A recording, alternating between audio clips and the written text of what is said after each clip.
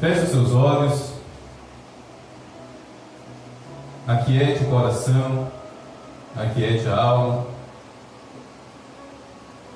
É hora de mais do que nunca. Na verdade, desde quando o culto começou, a nossa alma precisa sossegar, a nossa alma precisa se aquietar. Porque nós escutamos a voz de Deus, não é com os nossos ouvidos naturais, nós escutamos com o nosso espírito, com os ouvidos do Espírito.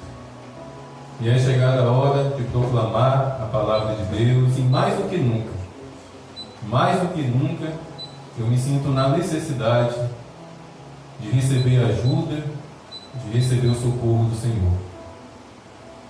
Senhor Deus, em nome de Jesus, a minha vida, esta minha vida aqui, Deus, eu apresento diante do Senhor. Esta minha vida carente, esta minha vida necessitada, esta minha vida que não tem nada de bom a oferecer a essas vidas que se fazem presente aqui nesta noite. Esta minha vida, Deus, eu apresento diante do Senhor e venho clamar e suplicar pela Tua misericórdia, pela Tua compaixão, pelo socorro do Senhor sobre a minha vida, Deus, no proclamar desta palavra. A palavra, Deus, está aberta. O Senhor trovejou ao meu espírito aquilo que deve ser proclamado nesta noite.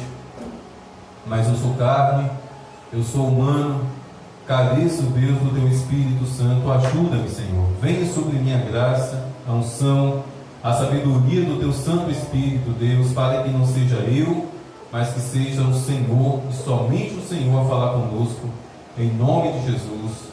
Amém. Amém? Essa madrugada, por volta de 2h30, 3 da madrugada, Jennifer levanta e vai para a sala e olha para mim com um carão desse tamanho assim, porque lá estava eu sentado na sala de casa por volta das 3 da madrugada, recebendo uma palavra, recebendo uma revelação de Deus, e eu acordei ali, passando a limpo aquela palavra, aplicando ali no caderno, no rascunho. À tarde a mesma coisa.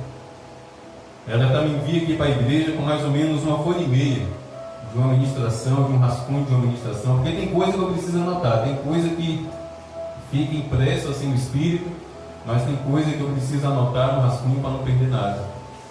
Mas chegando aqui, meus irmãos, Deus tirou das minhas mãos uma folha e meia de caderno e trouxe outra palavra.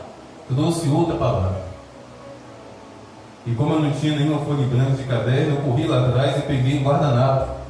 Anotei no guardanapo que Deus trouxe ao meu coração. E eu creio que a misericórdia dele virá sobre mim, para que eu consiga proclamar, para que eu consiga fluir, derramar essa palavra, não somente aos seus, mas principalmente ao meu coração. Amém? Um livro pouco conhecido, de um profeta cujo nome é até engraçado. O nome dele é Sofonias. Sofonias capítulo 2. Sofonias capítulo 2. Para facilitar, é só ir lá no Novo Testamento, Mateus, e voltar. Malaquias, Zacarias, Ageu, e por fim, Sofonias capítulo 2. Sofonias capítulo 2, do versículo 1 ao versículo 3. A ministração que essa madrugada eu recebi e que Deus mudou assim que eu cheguei aqui. A minha esperança é no próximo domingo eu ministrar, se assim for da vontade do Senhor. Capítulo 2.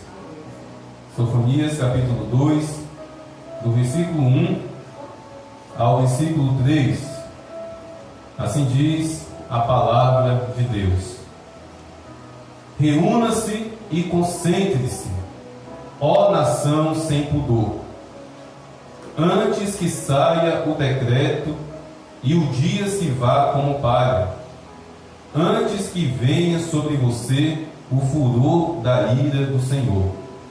Sim, antes que venha sobre você o dia da ira do Senhor. Busquem o Senhor, todos vocês, os humildes da terra, que cumprem os seus mandamentos. busquem a justiça, busquem a humildade.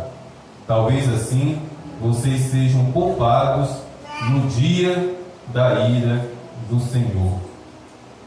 Permita-me fazer uma rápida tradução, uma rápida explicação a respeito desse primeiro versículo, onde nós literalmente escutamos Deus dizer o quê? Reúna-se e concentre-se, ó nação sem pudor, antes que saia o decreto, versículo 2, antes que saia o decreto e o dia se vá como palha. Meus irmãos, sabem o que Deus está falando aqui?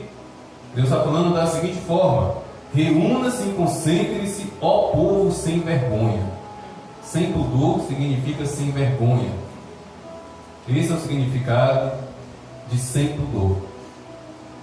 Deus olhou para o povo, olhou para Israel ali naquele momento, naquele contexto, e chamou aquele povo de povo sem vergonha. Povo sem vergonha, se reúne, se concentre, ouça, virá o dia da minha ira, virá o dia onde eu irei decretar a minha ira. Concentre-se, busque a minha presença com humildade, com justiça. Talvez assim vocês possam escapar do dia da ira. Meus irmãos, esse texto está no Antigo Testamento, e o Antigo Testamento fala a respeito do dia da ira do Senhor. Mas lá no Novo Testamento, no último livro da Bíblia, Apocalipse, capítulo 6, versículo 12 ao versículo 17. Lá no Novo Testamento nós também encontramos uma revelação da parte do Senhor a respeito desse dia, do dia da ira de Deus. Apocalipse capítulo 6, do versículo 12 ao versículo 17. João assim disse: vi quando o cordeiro quebrou o sexto selo. Houve um grande terremoto. O sol se tornou negro como pano de saco feito de crina. A lua ficou toda vermelha como sangue. As estrelas do céu caíram sobre a terra, como a figueira deixa cair os seus figos verdes quando sacudida por um vento forte. E o céu recolheu-se como um pergaminho quando se enrola. Então todos os montes e as ilhas foram movidos do seu lugar. Os reis da terra, os grandes, os comandantes, os ricos, os poderosos, e todo escravo e todo livre se esconderam nas cavernas e nos penhascos dos montes, e disseram aos montes e aos rochedos: caiam sobre nós e nos escondam da face daquele que está sentado no trono e da ira do Cordeiro, porque chegou o grande dia da ira deles, da ira daquele que está sentado no trono, Deus, e da ira do Cordeiro de Deus, Jesus Cristo. E quem poderá resistir? Quem poderá sobreviver? Quem poderá subsistir no dia da ira de Deus? Um amém acompanhado de misericórdia, né? Sabendo que um dia de ira se aproxima, sabendo que um dia de ira já foi decretado, e sabendo que pouco tempo nos resta. Pouco tempo nos resta, meus irmãos, para nos livrar da ira de Deus. Mas como? Como pastor eu posso me livrar da ira de Deus? Como pastor eu posso me livrar desse dia onde um grande terremoto irá abalar toda a terra, onde o céu se tornará escuro, porque o sol não terá mais a sua luz, o sol vai escurecer, a lua, se for visível nesse dia, estará vermelha como sangue, e as pessoas estarão desesperadas. A Bíblia fala que as pessoas, meus irmãos, irão buscar a morte. As pessoas irão suplicar pela morte, mas a morte fugirá das pessoas, porque ninguém poderá escapar da ira de Deus, e a morte irá recuar para que a ira de Deus seja manifesta. Mas como? Como fugir da ira de Deus? Simples, meus irmãos. Enquanto ainda temos tempo, enquanto a última trombeta não foi tocada, a única forma de fugirmos da ira de Deus é indo até Jesus. A única forma de fugir da ira de Deus, meus irmãos, é nos prostrarmos aos pés do Senhor Jesus, confessar Ele como nosso Senhor e Salvador, receber dele o Espírito Santo e viver uma vida de esforço, viver uma vida de dedicação, fugindo da aparência do mal, fugindo de tudo aquilo que nos separa, não para a salvação, mas para o dia da ira. É simples assim. É simples assim, meus irmãos. É ir até Jesus, segurar na mão de Jesus e entregar a vida de todo o coração para Ele. Mas sabe qual é o problema? O problema é que com uma das mãos, com uma de nossas mãos, nós seguramos na mão de Jesus. Com uma de nossas mãos, a gente segura na mão de Jesus, que está estendida de forma misericordiosa e compassiva. Mas o problema é que nós temos duas mãos. Com uma mão nós seguramos na mão de Jesus, mas com a outra mão, meus irmãos, nós continuamos segurando tudo aquilo que nos gabarita, tudo aquilo que nos dá um selo, uma passagem de encontro à ira de Deus. Com a mão seguramos na mão de Jesus, mas com a outra mão insistimos em não abandonar tudo aquilo que atrai a ira de Deus sobre essa terra. Meus irmãos, não existe meio termo, não existe meio caminho, não existe uma outra forma. Eu disse aqui há pouco que é simples, porque sim, meus irmãos, ir até Jesus é simples. Meus irmãos, vocês sabiam que não existe demônio poderoso o suficiente para impedir uma pessoa de ir até Jesus? Não existe. Não existe demônios, não existe nem mesmo o próprio Satanás. Satanás e seus demônios não têm poder de segurar uma pessoa e impedir essa pessoa de ir até Jesus. Satanás e seus demônios não têm esse poder, na verdade eles não têm essa autoridade. Tanto a verdade que aquele endemoniado gadareno, mesmo cheio de demônios, a Bíblia fala que ele foi até Jesus. Uma legião de demônios estava ali se apossando daquele homem, mas mesmo totalmente possesso por centenas de demônios, mesmo assim ele foi e se prostrou até Jesus. Por quê? Porque não existe demônios. Nem o próprio Satanás tem poder e autoridade para impedir um ser humano de ir até Jesus. O que impede é o próprio ser humano. O que impede é a própria pessoa, que ao olhar para a mão de Jesus, pode até segurar na mão de Jesus, mas quando ela olha para a mão esquerda, que está livre, ela vê na palma daquela mão muita coisa prazerosa, muita coisa desejável aos olhos, desejável ao coração, desejável à carne. Ela vê uma bagagem muito grande nas mãos de pecado. Porque, infelizmente, e a palavra é essa, infelizmente, meus irmãos, o pecado é prazeroso. Quem peca e diz que não gostou, está mentindo. O pecado é prazeroso.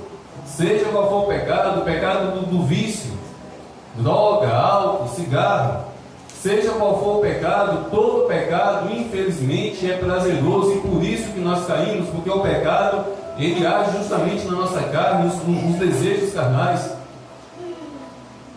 E infelizmente nós não queremos soltar da nossa mão, da nossa outra mão, os desejos, os males, tudo aquilo de humano, tudo aquilo de carnal, nós não queremos abandonar. Ir até Jesus é simples.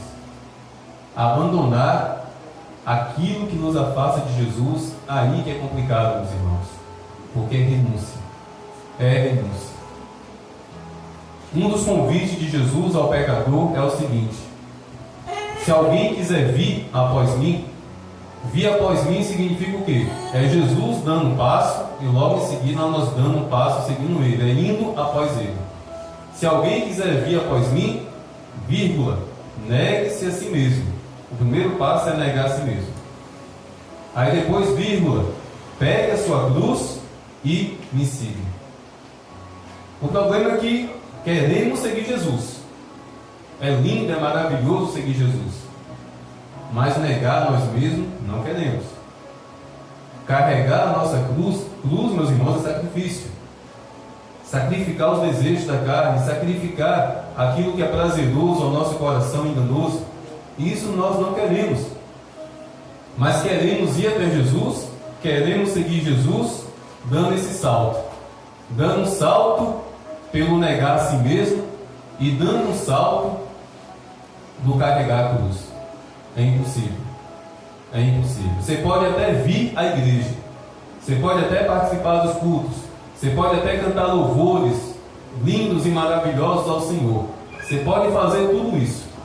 Mas se você fizer tudo isso sem negar a si mesmo e sem carregar a sua cruz, você não vai para o céu. Você não vai para o céu e você ficará para sofrer o dia da ira de Deus. O dia da ira que já foi decretado. Ah, meus irmãos, se no céu existe um calendário, eu acredito que não tenha, porque Deus é atemporal. Para Deus não existe semana, meses, minutos ou anos. Deus está fora do tempo que nós conhecemos. Mas se no céu existisse um calendário, acredite, nesse calendário já está marcado, já estaria marcado o dia da ira. Hoje nós tivemos que tocar o nosso botijão. O botijão acabou no domingo, graças a Deus. Semanas antes eu tinha comprado um de reserva. Mas assim que eu coloquei o botijão, que eu instalei lá, a gente foi lá no calendário para alguém entrar, anotar o dia e começamos um botijão novo. Por quê? Porque nós temos um calendário lá na parede da nossa casa e temos que monitorar. Se existisse um calendário no céu, o dia da ira de Deus estaria ali marcado. Mas mesmo que não exista, meus irmãos, mesmo que não tenha esse calendário no céu, acredite, já foi decretado. Já foi decretado nas regiões espirituais o dia da ira do Senhor sobre todo aquele que até quer vir para a igreja, que até quer cantar louvores para o Senhor, que quer até segurar na mão de Jesus. Quem não quer segurar na mão de Jesus? Só se for um idiota. Todo mundo quer segurar na mão de Jesus, mas quer segurar só com a mão. Com as duas mãos. Com as duas mãos, não quer não. Porque segurar na mão de Jesus com as duas mãos consiste em abandonar aquilo que estava na outra mão, que atrai a ira de Deus. Meus irmãos, é estreito, é apertado. O caminho, a porta da salvação é estreito, é apertado. Certa vez, a respeito de um homem rico, cujo amor, cuja alma, cujo coração, cuja esperança estava nas riquezas, diante da tristeza que aquele jovem homem rico demonstrou quando Jesus Cristo disse: se você quiser me seguir, venda tudo que você tem, dê aos pobres e venha e me siga. E aquele homem ficou entristecido. Era um sacrifício muito grande para ele fazer aquilo. Não somente vender os seus bens, porque quem vende tem lucro, né? Mas além de vender, o lucro daquela venda dos bens ele tinha que dar aos pobres. Certamente aquilo pesou no coração dele. E a Bíblia fala que ele baixou a cabeça muito triste e se afastou. E Jesus disse o seguinte: quão difícil é um rico entrar no reino dos céus. É mais fácil um camelo passar por um buraco de uma agulha do que um rico, do que aquele que tem amor pela riqueza, cujo coração está na riqueza, cujo Deus é o dinheiro. Quão difícil é mais fácil um camelo passar por um buraco de uma agulha do que uma pessoa assim. Meus irmãos, Jesus não estava falando da agulha que nós conhecemos, o objeto de costurar. Na antiguidade, as cidades eram muradas. As cidades eram muradas, então existia uma porta muito grande que era a entrada daquela cidade. E também havia saída, na saída havia uma porta muito grande. Então, pegando ali o pôr do sol, as portas da cidade eram fechadas. Por volta de 6 da noite, eram lacradas aquelas portas, ficavam guardas de vigia. Por quê? Porque era um breu total, era uma escuridão total, não existia energia elétrica, não existia iluminação pública. Então, à noite, na antiguidade, era perigoso. Ladrões, salteadores, assassinos. Então, de forma precavida, as cidades eram muradas e havia esses portões muito grandes. Porém, acontecia de vez em quando de alguns viajantes, de alguns comerciantes, chegarem depois que os portões já estavam fechados. Então, qual foi a solução que os reis, as autoridades daquela cidade criaram? Em alguns pontos em alguns pontos do muro daquela cidade, eles criaram um pequeno buraco, ao qual foi dado o nome buraco de agulha. Então os comerciantes, os mercadantes, quando chegavam, iam diretamente para aquele ponto que eles eram orientados aí, e descarregava toda a mercadoria que estava ali sobre os camelos. Um camelo por si só, meus irmãos, é gigantesco. Imagine carregado de mercadoria, ele não iria conseguir passar pelo aquele buraco de agulha, pelo aquele buraco ali, pelaquela fenda no muro, porque era muito pequena mesmo, era muito pequena. Então os camelos tinham que ser totalmente descarregados, toda a mercadoria era tirada das costas do camelo, e o dono ali do camelo tinha que fazer o camelo se ajoelhar. O camelo se ajoelhava e entrava por aquele buraco, literalmente agachado. E não era fácil, era um trabalho muito grande, porque um camelo é um camelo, não é um animal qualquer. Então pode ter certeza que empurrava aquele camelo, vai infeliz, anda. E o camelo na maior dificuldade, passando por aquele buraco da agulha ali na parede, mas com muita dificuldade conseguia passar. Aí por isso Jesus Cristo fez essa comparação, que mais fácil é um camelo passar por um buraco daquele, porque uma pessoa cujo coração está distante de Deus alcançar o reino dos céus. Meus irmãos, a bagagem em nossa alma, a bagagem em nosso ser, que nos impede de trilhar o caminho da salvação, que nos impede de passar pela porta apertada e estreita da salvação, se chama pecado. Se chama pecado. É impossível ser salvo na prática do pecado, é impossível entrar no céu na prática do pecado, é impossível seguir Jesus na prática do pecado. É possível vir para a igreja na prática do pecado. É possível cantar e louvar na prática do pecado. É possível até mesmo pregar a palavra de Deus na prática do pecado. Mas passar pela porta da salvação com a bagagem do pecado, sem negar a si mesmo, sem carregar a cruz, é impossível. É impossível. E todo aquele, toda aquela que não abandonar essa bagagem, ficará do lado de fora da cidade celestial e sofrerá o peso do dia da ira de Deus. Mas talvez alguém aqui possa dizer: pastor, eu sou perfeito, eu não tenho nada a abandonar, pastor, nada, absolutamente nada. Será que não? Colossenses capítulo 3, versículos 5 e 10, do versículo 5 ao versículo 10. Eu tenho certeza que cada um de nós irá se enxergar nesses versículos. Colossenses capítulo 3, do versículo 5 a princípio ao versículo 10. Portanto, façam morrer tudo o que pertence à natureza humana, à natureza terrena: imoralidade sexual, impureza, paixões, maus desejos e a avareza, que é idolatria. Por causa dessas coisas é que vem a ira de Deus sobre os filhos da desobediência. A ira de Deus vem sobre quem? Sobre todo aquele que pratica imoralidade sexual, sobre todo aquele que tem um coração impuro, sobre todo aquele que é totalmente dominado pelas paixões pecaminosas, sobre todo aquele que tem maus desejos e avareza, que é a idolatria. Sobre esses, a ira de Deus está destinada. Vocês também andaram nessas mesmas coisas no passado, quando viviam nelas. Agora, porém, abandonem igualmente todas estas coisas: ira, indignação, maldade, blasfêmia, linguagem obscena no falar. Meus irmãos, quem fala palavrão vai receber a ira de Deus.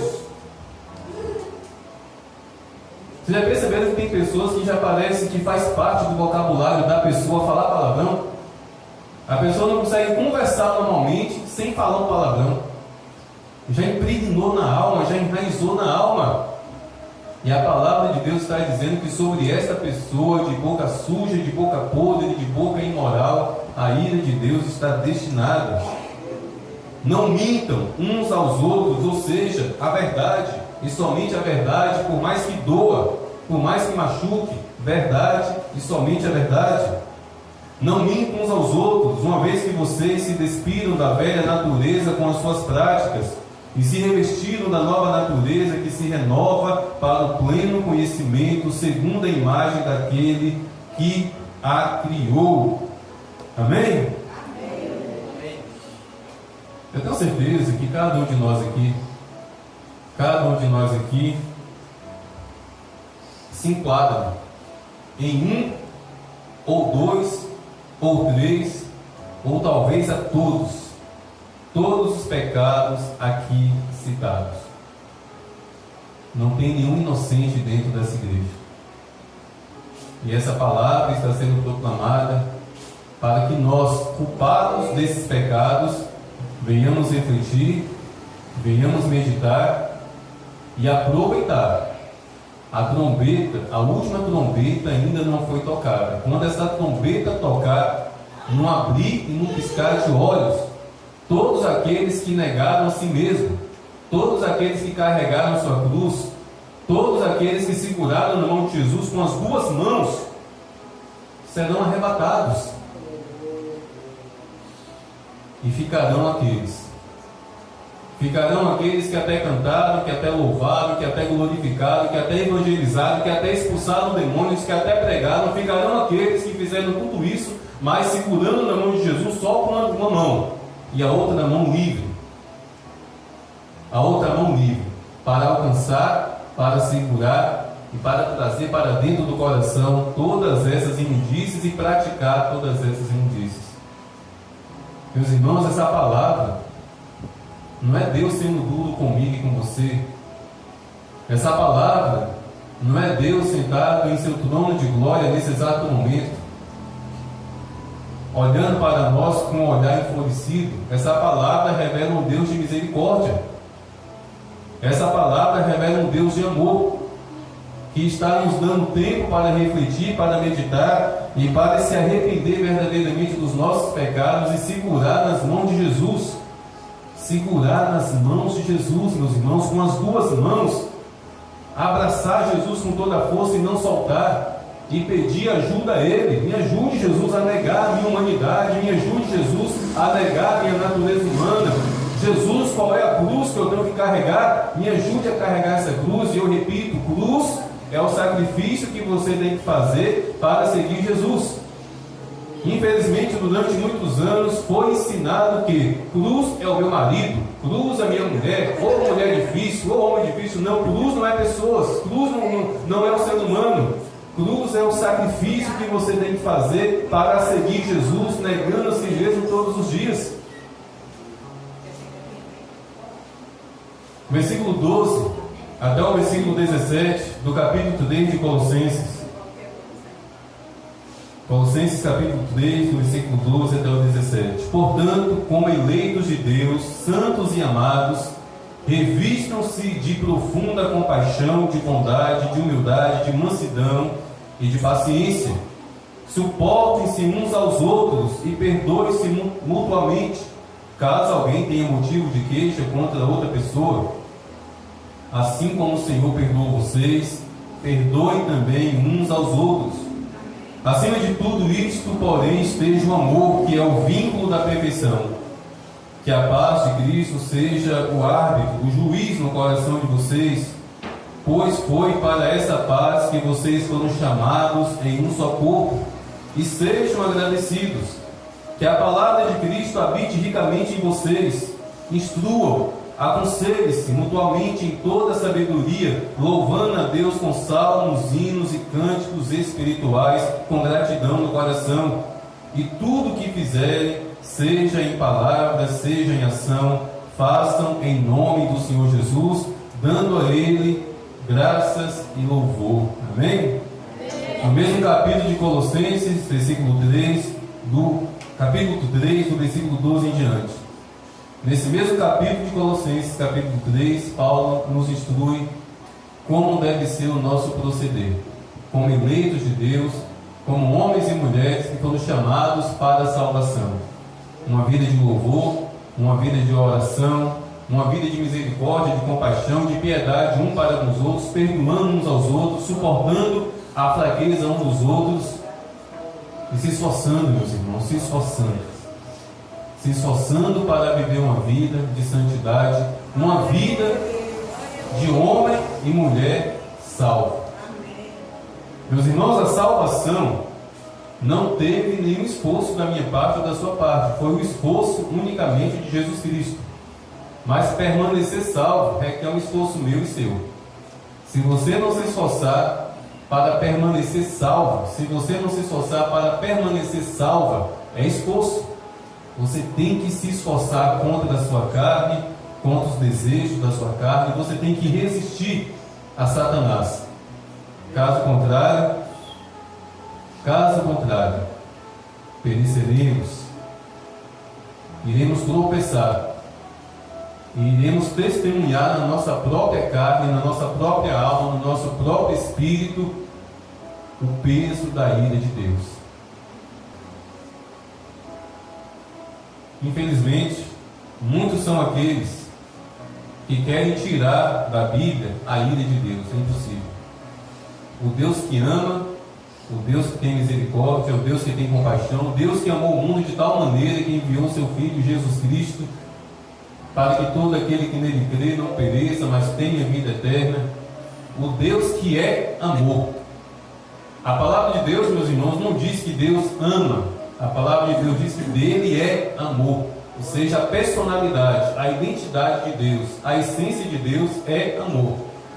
Mas esse Deus cuja essência, cuja personalidade, cuja identidade é amor, um dia esse Deus estará irado. Irado contra todos aqueles pecadores que mesmo sabendo que Jesus Cristo morreu na cruz para livrá-los do pecado, preferiu o mundo do que a Cristo. Preferiu os prazeres, o pecado, do que segurar na mão de Jesus. Mas se nesta noite, a começar da minha vida tão carente e tão necessitada como a de qualquer um de vocês aqui, que a começar de minha vida e indo ao coração de todos que aqui estão, o Espírito Santo venha trazer temor e tremor aos nossos corações, para que dessa maneira nós venhamos entender que pouco tempo resta para mim e para você. Os planos, os projetos e os sonhos de muitas pessoas serão frustrados no dia que Jesus Cristo voltar, meus irmãos. Porque muito facilmente nós projetamos coisas para o ano que vem. Ano que vem eu vou comprar um carro. Ano que vem eu vou iniciar um consórcio para que eu compre a minha casa. Final desse ano eu vou passar o final do ano em Porto Seguro, em Caraíba, eu vou fazer uma viagem. O ser humano é muito bobo. O ser humano traça planos, traça projetos, ó, para lá na frente, sem saber que a qualquer momento Jesus Cristo pode se levantar do trono, os céus se abrirem, milhões e milhões de anjos surgirem e uma voz ecoar lá do céu: vinde a mim, benditos do meu Pai. E só quem vai ouvir esse convite serão aqueles que seguiram Jesus, negando a si mesmo, carregando a cruz, abanando as mãos, se sacudindo para sair toda a bagagem. Espiritualmente, meus irmãos, de vez em quando nós temos que fazer isso, ó, dar uma sacudida. Quando eu dou banho em Zuma, o cachorro que eu estou em casa, ela é grandona. Durante o período que eu dou banho nela, umas 3 ou 4 vezes, ela se sacode toda. Eu acho engraçado que começa a se sacudir da cabeça e termina na ponta do rabo. Percorre todo o corpo assim, o saculejo dela. Mas porque ela faz isso? Para tirar o peso da água que está ali no pelo. Fica impregnado o peso da água, e ela dá aquele saculejo que estremece do focinho até a ponta do rabo, da cauda. Temos que fazer isso, meus irmãos. Precisamos nos sacudir, precisamos, saculejar a nossa alma, o nosso coração. Precisamos permitir que o Espírito Santo pegue o nosso coração, coloque pelo avesso e sacuda, abale, jogue para um lado para o outro, coloque no vento. Hoje eu peguei o tapete lá de casa, coloquei do lado de fora e comecei a dar vassourada para tirar a poeira. Depois virei o outro lado, comecei a vassourar para tirar a poeira. Porque passar a vassoura muito rapidamente não limpa não, então tem que fazer esse esforço. Tive que colocar do lado de fora de casa e dar uma vassourada pesada. Depois disso eu fui para dentro do banheiro. Misericórdia, estava encardido. Então passei uns 20, 30 minutos dentro daquele banheiro com água cheia de sabão em pó, passei a vassoura, esfreguei. Então brinco. Dá para jantar lá dentro agora. Temos que fazer isso, meus irmãos. Muitas e muitas são as vezes que o nosso coração está igual um banheiro de poço de gasolina de beira de estrada. Quem já foi? Eu já fui.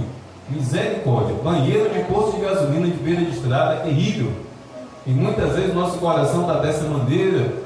Muitas vezes o nosso coração está um tapete sujo, imundo, impregnado. Temos que permitir com que o Espírito Santo escove, passe a vassoura.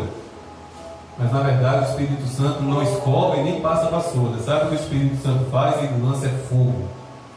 Fogo que purifica, fogo que queima e destrói tudo aquilo que é pecado, que é raiz de pecado em nosso ser. Vamos nos render ao Espírito Santo. Vamos nos render a Jesus Cristo, para que nós venhamos estar preparados para o dia do arrebatamento e não para o dia da ira de Deus. Amém? Vamos ficar em pé, vamos orar. Glória a Deus.